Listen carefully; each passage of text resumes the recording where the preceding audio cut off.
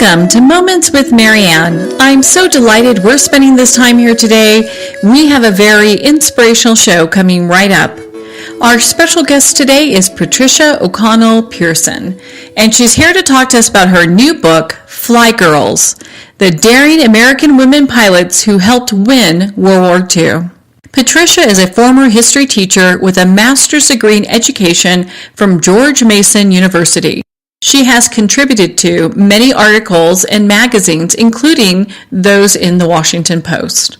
She's always enthusiastic about sharing stories about history and has earned her MFA in writing for young people from Lesley University, and now writes both historical fiction and nonfiction. So let's welcome to the show, Patricia. Thanks very much for having me. It's such a pleasure to have you here, and what a fabulous book, regardless what age, you know? Well, thank you. It was a delight to write it. Well, I can imagine. I mean, it's so well-researched, and so I have to ask, what was the inspiration behind this book? Well, it goes back a long way in a sense. I have always loved history since I had a terrific teacher junior year of high school, and so I majored in history in college and sort of fell into teaching by accident, but ended up loving it for decades. And when you find out a lot when you're teaching, you learn so much from the students about all kinds of things, including teaching. But one of the things I learned was that I was drawn in history. I'd never analyzed what it was I liked about history. And I realized one of the things I liked most was stories that inspire. Stories about ordinary people doing extraordinary things. And they make me feel like I can do better, I should do better, that I can be better, and that all of us can step up and do extraordinary things. So I first heard about the Women Air Force Service Pilots, which is the name of the group, called WASP, and I only heard about them about 3 years ago. And, of course, they struck me right away as that kind of a story of ordinary people doing something extraordinary. And I, at first, was a little embarrassed, chagrined, that I had never heard of them, even though I taught American history for many years. They did not appear in textbooks. They did not appear in the other reading that I had done, big, huge tomes on World War II, and I had never heard of them. And so that struck me as a bit odd, and I began looking into them and realized what a great story they are, and they were right up my alley in terms of people I wanted to be like. Well, when you were doing your research for, just as it sounds like it was kind of a passion kind of that evolved into a book. When you were doing your research for that, were there certain women that stood out? Because I think a lot of young girls and younger people don't understand, how women's rights have evolved over time, and it wasn't all that long ago that we were even able to vote. That's right.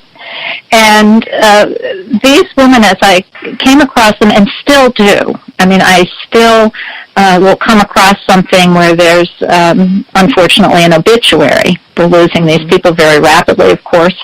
And so you read something in a local newspaper about one of these women, and they'll have a picture of her in her more recent years, in her 90s, and the pictures just grab me, because you can see it in the pictures of them in the 1940s, and you can see it in the pictures of them in their 80s and 90s, that they have a spark, that these are people, you'd want them on your side if you ever needed help. They are vibrant women. And so a number of them stick out for a variety of different reasons, some for their tremendous skill as pilots, and some for their tremendous determination. They didn't come into this easily, and they were determined to do it, ran into all kinds of difficulties that we can talk about as we go along. But and then afterwards, they mostly married and had families, but many of them also had careers, which was unusual for that generation. And so they did continue to stand out. Some of them continued to set records in aviation. Some of them became professors, artists. They ran their own businesses. They did all kinds of things. And eventually then they fought for recognition as WASP, and they did that just as well. Well, there were just a slew of them. The one who inspired me initially was a woman in my own local area, and I live just outside Washington, D.C. And I saw in our local news, and I don't know if it ever was in the national news, that a woman had died in Silver Spring, Maryland, and she had been a WASP. She was 95 years old when she died in 2015. And she had left a note for her children that she wanted to be buried at Arlington National Cemetery, the most prestigious military cemetery in the country. Her children applied, and the cemetery said no, because she was not technically military. Wow. And so other women who had been WASP had been buried at other military cemeteries in other parts of the country because they had eventually gotten militarization for purposes of veterans' benefits. But Arlington National Cemetery is not run by the Bureau of Veterans Affairs. It's run by the Army. And they interpreted the law that they couldn't do it. Well, her children didn't take no for an answer, and they went to Congress, and they got petitions and so forth. And in 2016, Congress passed a law, and Barack Obama signed it, allowing these women to be buried at Arlington.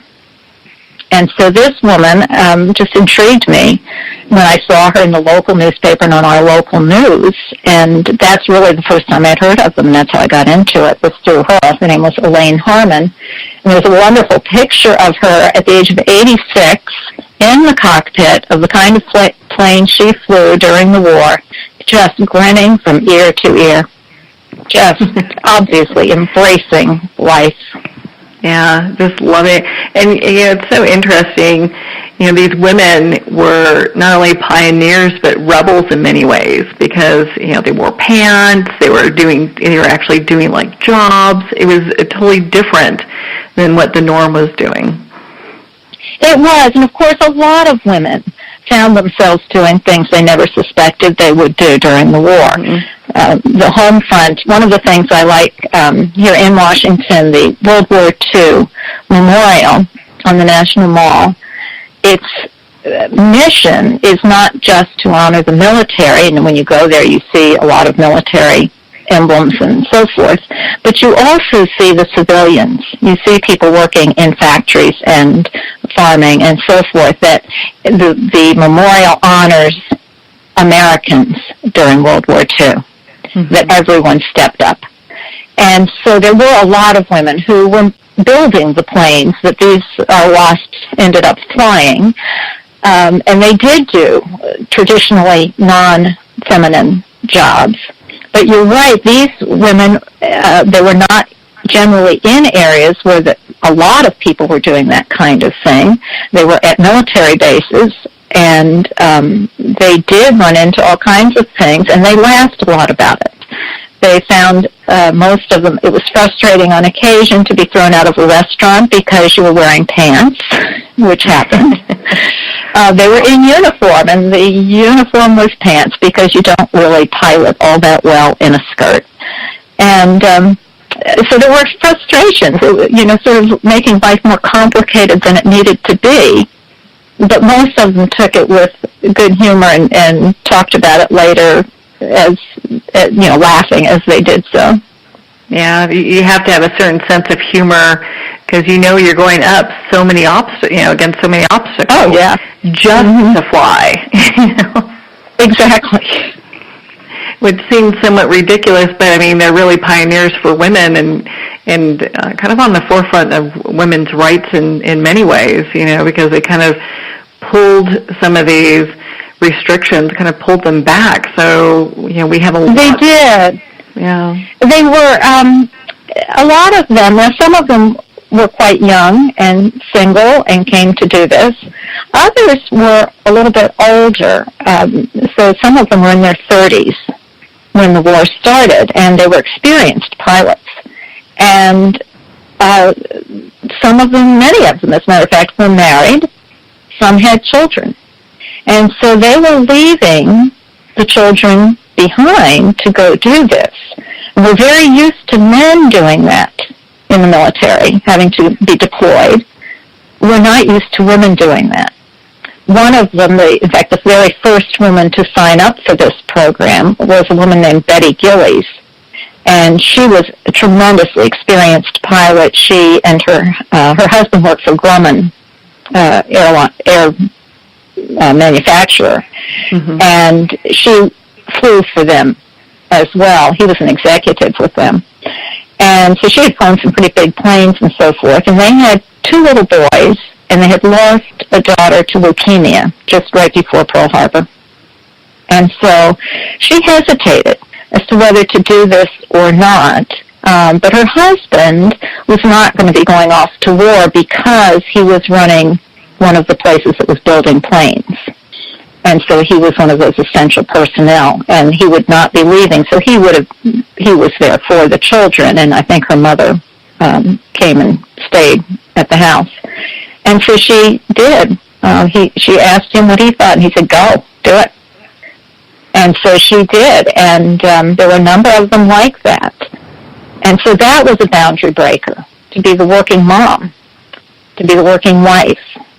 For middle-class people was a boundary breaker. And then they went on, of course, to fly not just the smaller trainer planes and so forth, but they went on to fly everything, 78 different kinds of planes before they were done. And they flew the B-29 bomber, the Super Fortress, which was the biggest plane in existence at the time. And so they did all of that as military higher-ups were saying they can't do that. Even once they had allowed them to be flying, they really didn't think they could fly the great, huge planes, because those were not the way planes are today. They did not have power seats.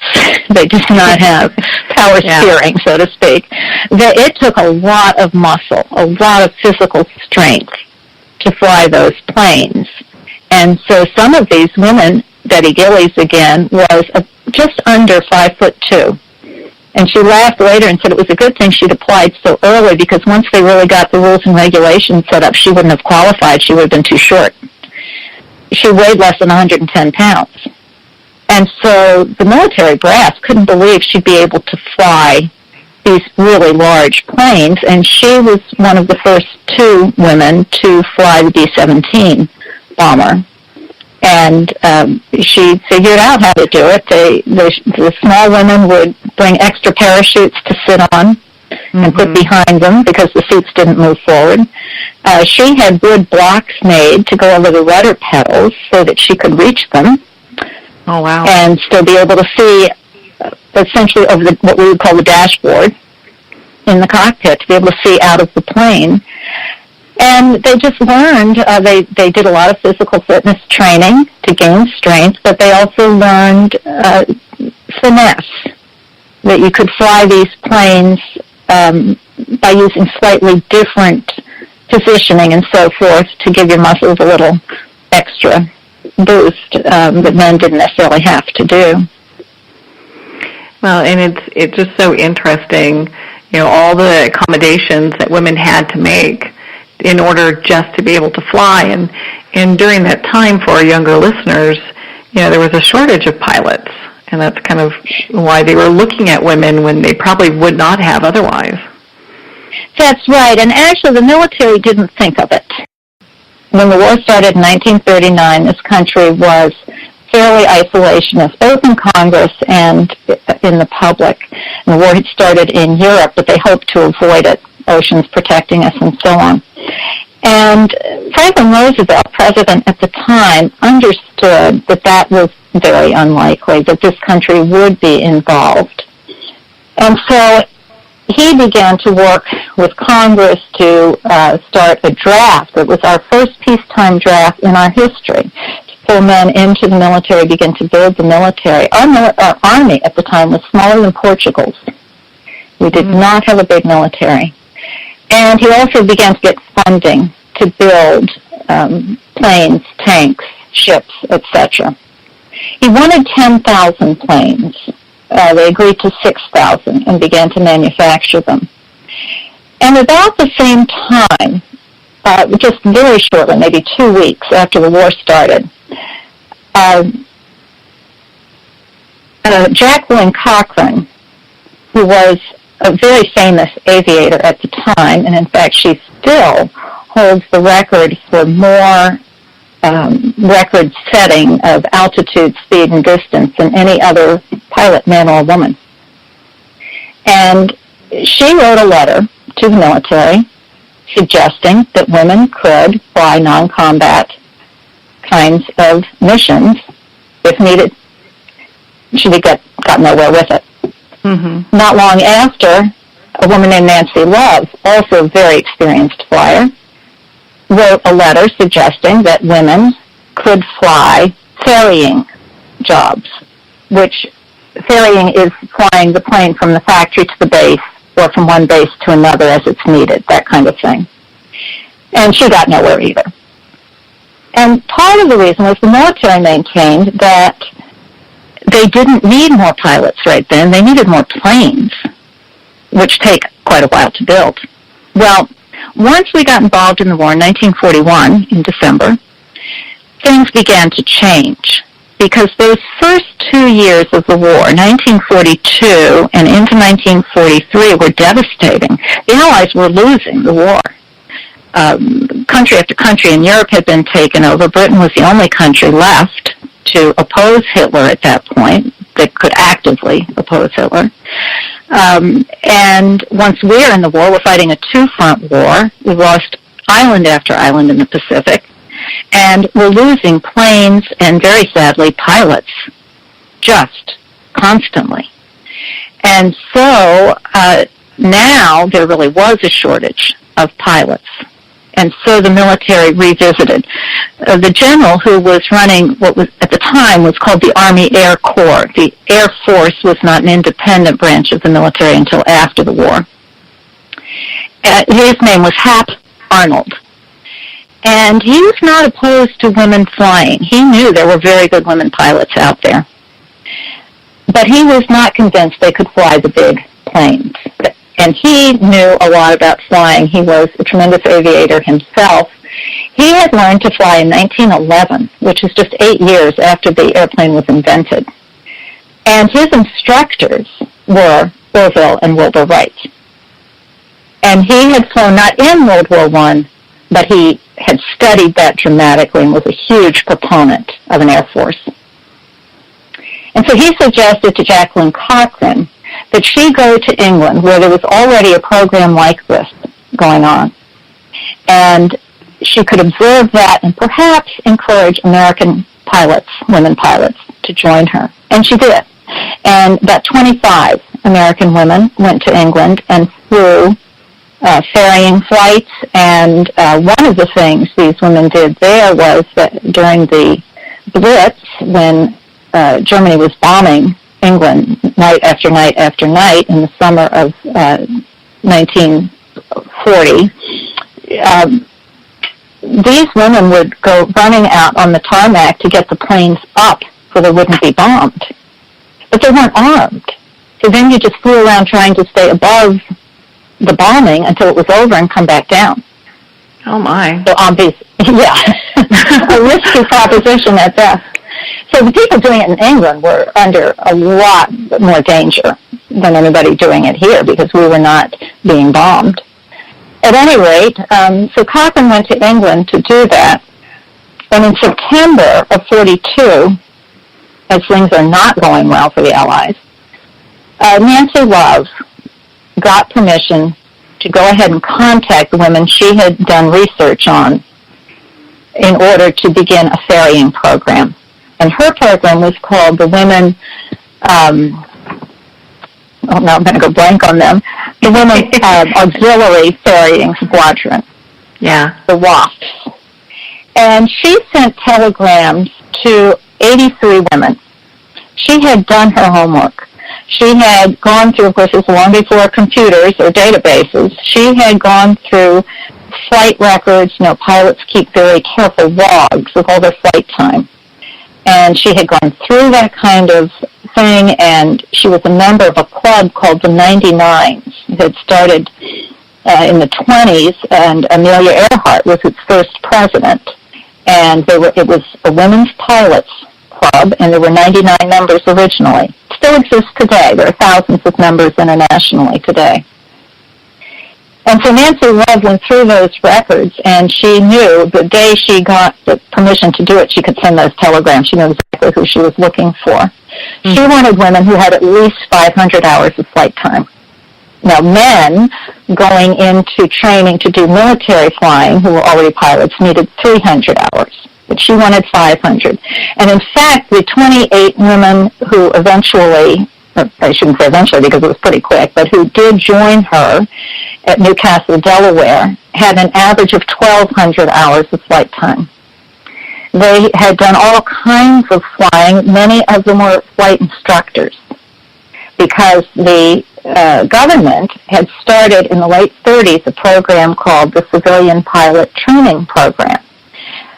Seeing what was going on in Europe, they thought if they offered courses in flying, and you could get a pilot's license, then they would have this civilian basket of people to call on when the time came, and they would need a lot less training. And so they did it through colleges and universities, where you could take the ground courses as part of your curriculum, and then it would be near an airfield where you could do the actual flying. And women were allowed in that program. 10% of each class could be female until Pearl Harbor, and then they closed it to women and did all men. And so a lot of these women had gotten their licenses through that program and then went on to teach. One of them was a barnstormer. One of them, Barbara Poole, had been the youngest commercial pilot in the country when she was 17. And she had taught in that program, and her claim to fame in that program was that every student she taught passed their licensing exam on the first try. And so these were tremendous pilots. And they could then, Love had designed a 4-week program, 12 hours a day, to get them up to speed on flying military planes, but also the military protocols that they would need to know in terms of forms that had to be filled out and communication with the towers at military bases and all that sort of thing that they would need to know. And so they were up and flying very quickly. In the meantime, Jacqueline Cochran comes back to the United States, and she gets permission to start a much bigger program. I've always said that her ideas were always bigger than everyone else's. She was a tour de force kind of person. Yeah. And she has all these records, and of course it was not polite for women to toot their own horns in those days, and she didn't hesitate to point out that she was the best pilot in the country, probably. And of course, when a man does that, it's confidence. When a woman does it, it's arrogance. But she started this program in Texas, and it was the Women's Flying Training Detachment. And those two programs would be merged in the summer of 1942 and become the WASP, the Women Air Force Service Pilots, all of which are mouthful. Mm-hmm. And so she started a program. Again, the women coming into her program had to already have a license. Now, men going in and applying to be pilots did not have to have a license as time went on. These women did, but she was accepting women who had a lot less experience than the people in Delaware. And it was a longer training program. It went for months rather than weeks. And she wanted them to do more than ferrying planes from one base to another or factory to base. She wanted them to do all sorts of non-combat flying. So they ended up doing things like target towing, And if you've ever been at a beach and you see the little planes that go along the beach with the banner behind them advertising the crab shack or whatever, it was very similar to that. These were flying small planes, and off the back of the plane you would be towing this fabric target. And the people on the ground, the men on the ground, were training in anti-aircraft defense. And so their job was to shoot at that target. And when you landed, they were supposed to count the bullet holes in that target.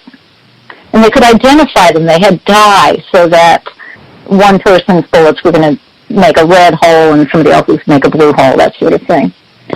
But what these women found as they were piloting these little planes, and there were men, civilian men, doing the same kinds of jobs, but they would pilot these planes and realize that the guys on the ground either didn't understand the instructions or weren't very good yet because they were hitting the plane. And they'd land and they'd have as many holes in the plane as they did in the target. Oh, my goodness. Some of those planes were actually shot down. No one was killed. But some of them actually were shot down by the fellows on the ground who either didn't get it or just instinctively were shooting at the plane. You know, just instinct took over. So at any rate, that was one job that they did. They also worked as test pilots, which is an extremely dangerous job. Because what they were doing is taking planes that had been in for maintenance and taking them up to see if they'd really been fixed. If they hadn't, they could really end up in a lot of trouble.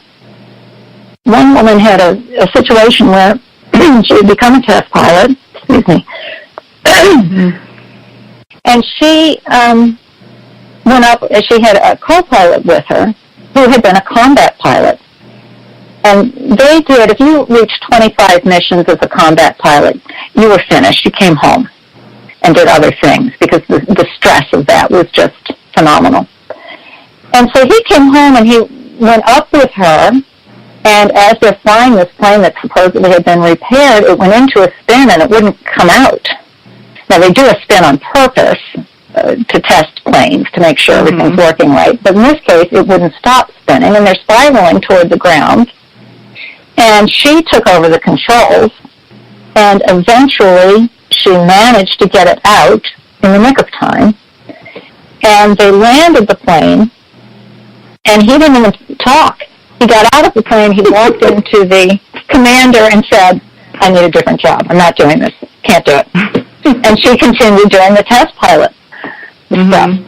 So they did that. And they flew gliders as well. They towed gliders, I should say. So they were using gliders to get into behind enemy lines in Europe because they're quiet. They don't make any noise. So you could send supplies. They were big enough to even send things like jeeps and so on behind enemy lines without being heard. And they had a pilot, but you had to get up in the air, and then the pilot could guide them in. And so you used a great big plane to haul these things up in the air, and it put a lot of strain on the plane. And these were the big cargo planes that are very cumbersome when they take off. It seems like you just need a runway that goes forever before the thing can get off the ground because they're so huge and so heavy. And when you're towing an extra plane behind you, you can imagine that the pull on that is just tremendous. And so they learned how to do that and get those gliders up and off, and you release them and off they go. They also flew drones, which most of us think are brand new. But drones have been around since World War I. And but they weren't like the ones today. You couldn't fly them from huge thousands of miles away. You had to be very close in another plane to fly the drone. And so they did that as well. And one of the jobs they had was you had to have a pilot in the drone as a backup. Now, in the real situation, there would be no pilot in the drone. But in this case, the military couldn't afford to have the drone crash while the person in the plane who was learning how to fly it was learning. So they would have a backup pilot who could take over in an emergency. And so that you were sitting in this tiny little thing. It wasn't designed for a person to be in. It was teeny. And so two of the women did that. There were not very many people trained at all to do that. So they did a number of jobs, and they also taught flying lessons to the men, some of whom were fine with that, and some of whom seemed to resent it. One woman said she always asked on the first day if anybody didn't want to be in her class, just let her know, and she'd find them another instructor, and that kind of always smoothed it over, and they never said that they wanted to move to another class. Yeah, it kind of nip it in the bud right there and move forward, because if you're a good pilot, you're a good pilot, you know? Exactly. Most of them, as much as they did run into a lot of discrimination, but most of them later said that most of the pilots that they worked with, and particularly the combat pilots who were back and forth and knew them, had no problem with it at all. They saw the skill, and they were all equals. And it seemed to be very dependent on where you were located. It came from the top down. So in Long Beach, California, there were 80-some WASP stationed there. It was huge. And they flew every kind of plane, big, small, all different kinds of things. They were accepted as equals. They never had a problem. None of them saw any problems there. And at Camp Davis, North Carolina, there were nonstop problems. And it seemed that the highest military officers there were opposed to the idea of the women doing this, and it filtered down so that a whole group of mechanics, when they found out that 20-some women would be stationed there, asked for transfers. They didn't want to work for women. Eventually they got over that, recognized the skill, and actually recognized that they needed to protect these women because the planes at Camp Davis were abysmal. New tires, new parts, all went to Europe for the planes that were actually in combat. And so on the bases where they're doing training, they were real rattle traps. Oh, wow. And so the women learned to hang out with the mechanics and find out as much as they could about the planes they were going to take up.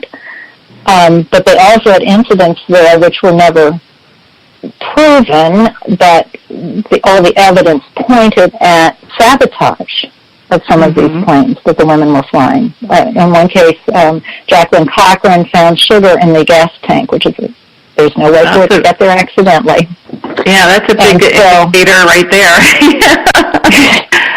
Yes, and some women died as a result of either sabotage or just terrible maintenance, which is not necessarily the fault of the maintenance workers. They just didn't have the spare parts that they were supposed to have. They had a form they were supposed to fill out when there was a problem with a plane. You'd fill out this form saying, whatever it was didn't work, and turn it in. And the mechanics were honest and said, there's no point in filling it out because we don't have any spare parts.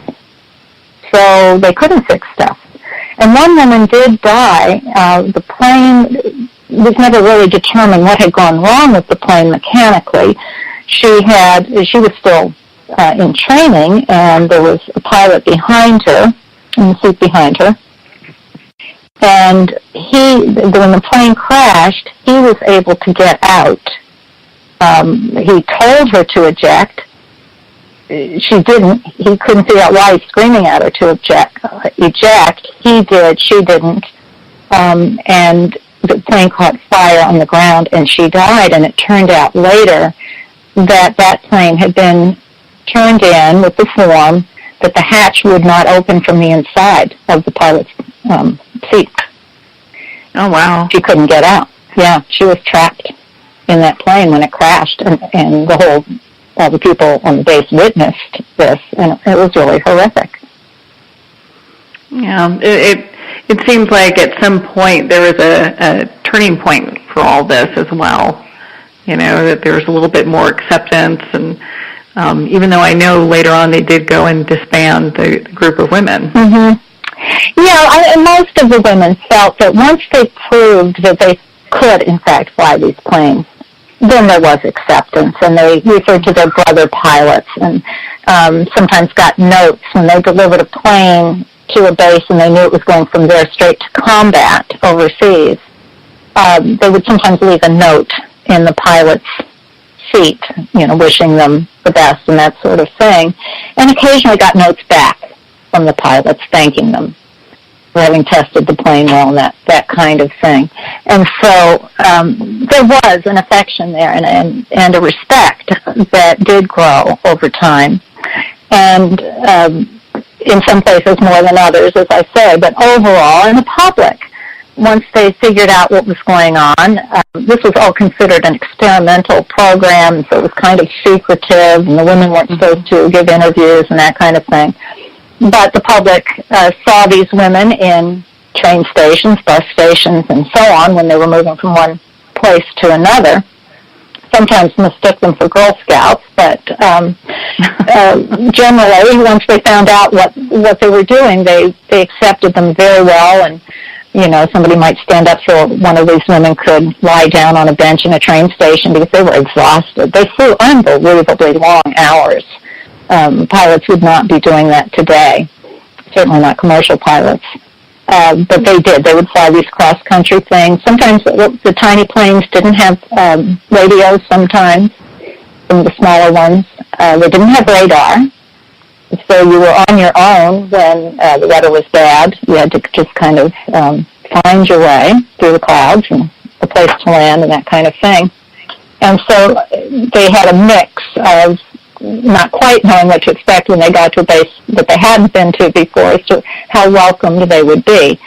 Overall, there was respect for them. So it did turn in that direction for a while and then seemed to turn back the other way. Yeah, unfortunately, it really sounds like they had to be so resourceful when it came to every new location they're at and plane that they're dealing with, just to be able to do the work that they're there to do. They were resourceful. They were not allowed early on. I think it changed toward the end, but the military was so worried that these women were just there to find husbands, and so that they would actually go through all this to find a husband. And they would. They had rules. Most of the time, when a ferrying pilot dropped a plane off at a base, he would get a ride back in some military plane that was going to the base he needed to go to, and you would just hitch a ride. The women weren't allowed to do that because the military didn't want a woman pilot in the cockpit with a male pilot unless there was a chaperone involved. And so they had to find their own way back. They'd have to leave the base, go into town, find a bus station, get back in the other direction. And so it was much slower than if they'd been able to just hop on another plane, but they weren't allowed to. And they were resourceful in figuring out how to fly the planes. It was common for ferrying pilots, because they flew so many different kinds of planes, both the men and the women, to keep the instructor's manual in their lap, so that as they were at cruising altitude, they could read the landing instructions and remind themselves of how to land that particular plane. And it seemed that the women paid more attention to the instruction manuals than the men on average. And so eventually several commanders realized this, and they used the women as examples when men didn't want to fly particular planes. This was true of the B-26 and the B-29. They both came off the assembly line. Of course, these things are being produced as fast as possible, with not nearly as much preliminary testing as people would have liked. And so both of those planes had reputations for accidents and fires. And Paul Tibbets, who was the man who eventually flew the Enola Gay that dropped the first atomic bomb, was flying the B-29, and he loved it. He thought it was a wonderful plane, and they needed it because it could fly so far without landing. But the men generally didn't want, a lot of pilots didn't want to fly it because of its reputation for catching fire. And so there was a woman, he had two women from a nearby base who volunteered to fly the plane. And he taught them how to fly it. It took him 3 or 4 days, and they were doing it very, very well. And then his idea was that they would go and do sort of an air show, and then when they landed, and all the guys on the ground are supposed to be flying this plane, not wanting to, and they do this, remarkable kind of air show and land, and when they get out, oh my goodness, it's 2 women pilots, and then the men were willing to fly. and Tibbets even said, he said he wanted it to show that it was so easy even a girl could do it. And that really meant their egos wouldn't let them say, I'm afraid to fly that plane. Yeah. So that happened with several different situations where the women were asked to do that. Yeah, they're saying, well, if the women can do it, come on, you can too. Exactly. They were ashamed to be embarrassed, to be afraid to fly it if the girls could do it. Mm-hmm. I mean, it's called Fly Girls, and there was some hesitation about that title. I never refer to them as girls in the book. They were women. And but at the time, in the 1940s, that was not pejorative. It was not demeaning. A lot of the male pilots were referred to as fly boys. So it was fly girls and fly boys. And, of course, the fly boys were considered the absolute cream of the crop of the military, was to be a fighter pilot. That was anybody's dream job. That was the job. And, I think it kind of still is. And so that was one of the problems women had, was that it was such a manly man's job that how could they now acknowledge that these women were doing it? So as time went on, things changed. The war changed, which is one reason that the attitudes toward the women went from hesitant to very accepting and then hostile toward the end, unfortunately. Yeah. Well, and, so we talked about, the women that were a part of this. I think it's important also to talk about the African American women that were able to fly, because they had to jump so many more hurdles to be able to do that, and you so brilliantly have this listed in your book. I love it. Well, at the time, the military, the entire U.S. military, was segregated. So there were men, African-American men in the military. They had different units completely. They trained separately, and they did different jobs. And most of those jobs were support jobs. There were a lot of black cooks in the Navy, for example. But they weren't doing the actual combat work for the most part. And so when Jacqueline Cochran was interviewing all these women, she did have some very well-qualified African-American women apply. And she said no. She rejected them. Now, she said that she had no problem whatsoever with anybody's race. If they were a good pilot, they were a good pilot. But she was concerned that if she accepted black women into the program, as she described it, it might be the straw that broke the camel's back of the program's success, because she and Nancy Love with her program were already pushing the envelope to have these women flying military planes at all. They wanted them to be militarized, as the WWII and WWIIs in the Army and Navy were, and that's what did not happen in the end. But they were pushing for that, so they're pushing in a lot of directions already. And she thought if she pushes the race issue when the military is in fact segregated and there were no African-American military pilots at the time, this was before the Tuskegee Airmen were training, that it would destroy the program entirely. And so they were not allowed to do it. But there were very well-qualified African-American women who could have done it had they been allowed to. And sadly, they were not. Bessie Coleman, I mentioned in the book, who was the most famous of the first African-American woman to get the pilot's license. she couldn't train in the United States, and she's a little earlier than this. She got a license in 1921 in France, and she wanted to open a flight school for blacks so that other women could get their licenses. She unfortunately died in a plane crash before she was able to do that. But in 1938, a woman named Willa Brown was the first black woman to earn a pilot's license in the United States. And so several others followed, but in 1942, when this program is starting, they could not break through that barrier to get into this program. So it was a very white group. There were 2 Chinese American women in the group, and 1 Native American woman, but other than that, everybody in the group. There were 1,102 WASPs, and so all but those 3 were white women. There was diversity. It sounds like that makes them all the same, but they were quite diverse in terms of their own backgrounds. Many who initially, particularly in the Delaware program where they had so much flight time, so much experience going in, were pretty wealthy women, some of them very wealthy. One had, her family had oil wells, and another one was the heir to the Woolworths 5 and dime fortune. And they could afford to go out and buy their own planes, let alone their own lessons and so on. Other women, like Nancy Love herself, were upper middle class, we would probably say today, and they could afford an expensive hobby, and that's how they got started.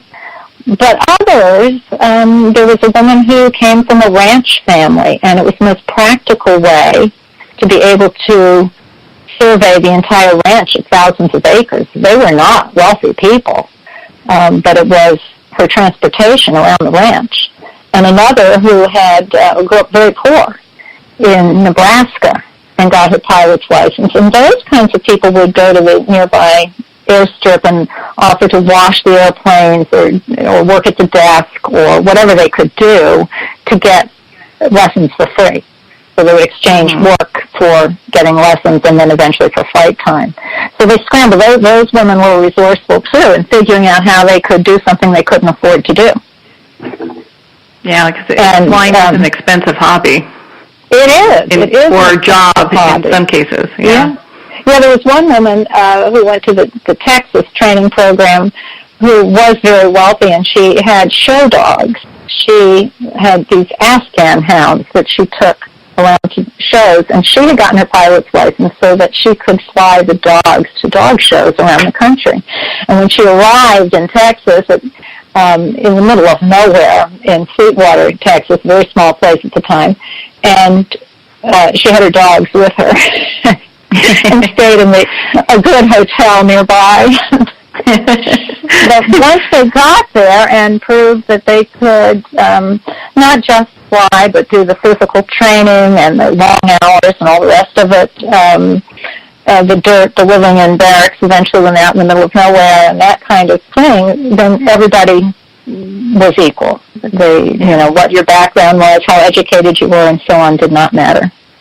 Yeah, it was all about the flying. It was all about the flying. These women loved the flying, and for all the trouble they had and the danger, 38 died in the course of their duty. But with all of that, the vast majority look back on it as the best time of their lives. I can imagine. They felt that they loved flying and that being able to use your skills and something you love to do to serve your country in a time of just tremendous need was just like a dream come true. That you could turn this thing you love doing into something so purposeful. And so they were, as one woman said when somebody asked her, long after, 40 years after the event, would you go through this again? Would you do this again? She said, you bet your sweet life I would. And I think a lot of them in their 80s would have done it right that minute, too. Yeah, because it really is a passion of theirs. Well, and I've got to ask, so you have a photo of a lady on the front cover of your book in a plane. Mm-hmm. Do you know who that lady is? I do not. She's not mentioned in the book. Her name is Libby Gardner, and she was a WASP. And that particular picture was taken at an Air Force base in Texas. And that's a B-26, and she's in the cockpit of B-26, which was a medium, called a medium-weight bomber. Mm-hmm. And she died in 1975. But I think it works well to have somebody I don't talk about on the cover, because in the end, the book isn't about any one individual. It's about 1,000 women, 1,100 women. And each of them, as you go through there are a lot of oral interviews with these women who are no longer with us, and some of them wrote autobiographies or at least did interviews in newspapers and magazines and so on. And every one you read, you think, I wish I'd included that one. Oh, I wish I'd known about this, The stories just go on. There are 1,000 stories out of these women, and so I think to have somebody she's representing all of them there. But I will say that picture, they didn't always look like that when they were flying. She's wearing makeup and so forth. And one of the problems the women had toward the end was that when the press covered them, and Life magazine, which of course was read by millions of Americans every week, and for those who aren't familiar with it, it was a big magazine, and it was known for its photography. And they would do these stories of American life, and they did 2 or 3 different primary articles on the WASP over the course of time. And they talked about them very accurately, the kind of training they did, the kind of flying they were doing, the long hours. All of that was quite accurate. And they had pictures of them in their winter gear, hauling their equipment, and that kind of thing. All of that was well done. But even that magazine, which was doing a good job of describing the women, tended to use adjectives like pretty, comely, shapely. It was just embedded. I would suspect that the people writing those articles didn't even know they were doing it. I don't think they thought of themselves as, they certainly did not think of themselves as demeaning the women. I'm sure of it. But it comes across, we recognize it today, it jumps out at us today, and we're still doing it. We're still doing it. There was an article in our newspaper, the Washington Post, last week about Nancy Pelosi's high heels. And I think, it was not, it was talking about the power of high heels with women, which does linger. But interestingly, and I'm thinking, this is 2018, and we're talking about high heels on a congresswoman. Maybe we should be talking about the bill she's talking about, or that kind of thing. And so it hasn't gone away. That does not go away. And I think, so Libby Gardner is a stunning woman, beautiful woman, great dimples, and so that was a carefully done photograph. And those are the women who appeared most often in the magazines where they're using pictures. It was the very attractive women, and a lot of them were attractive. It didn't make them better or worse pilots than those who were less attractive. But that was there, and it was a piece eventually of their demise, because people looked at them as being glamour girls. And so they, over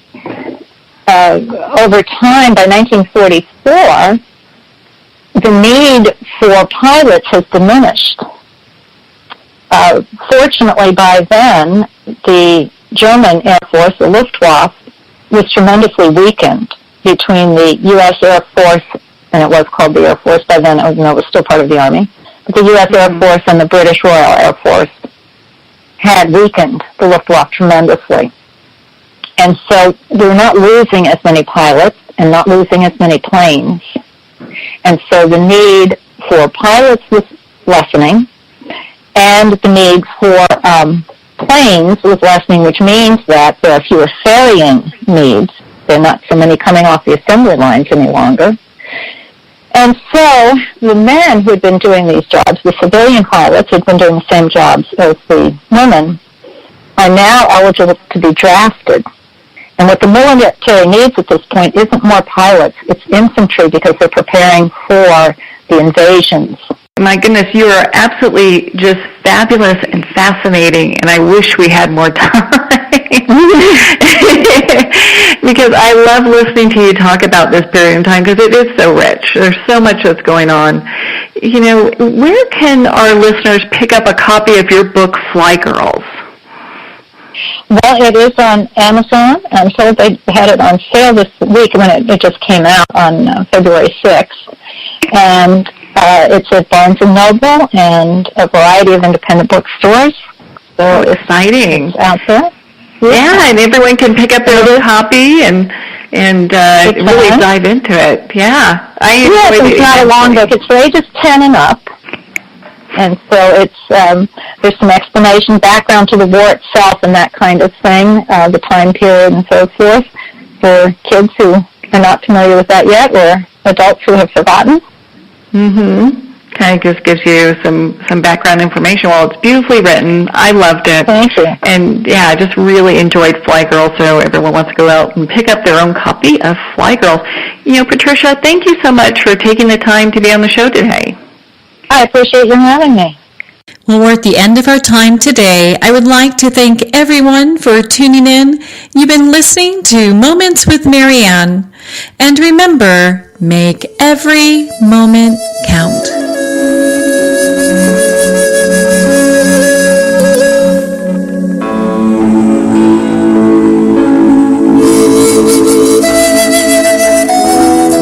In a single moment, your life can change. Moments with Marianne is a transformative hour that covers an endless array of topics with the best of the best. Her guests are leaders in their fields, ranging from inspirational authors, top industry leaders, and business and spiritual entrepreneurs. Each guest is gifted and a true visionary, a recognized leader in her own work, and while teaching others to develop, refocus, and grow, Marianne will bring the best guest and sometimes a special surprise. Don't miss this. You never know just which moment will change your life forever. Moments with Marianne airs every Thursday, Friday, and Sunday at 8 p.m. Eastern, 6 p.m. Mountain Time. Make sure to tune in and visit momentswithmarianne.com for more information.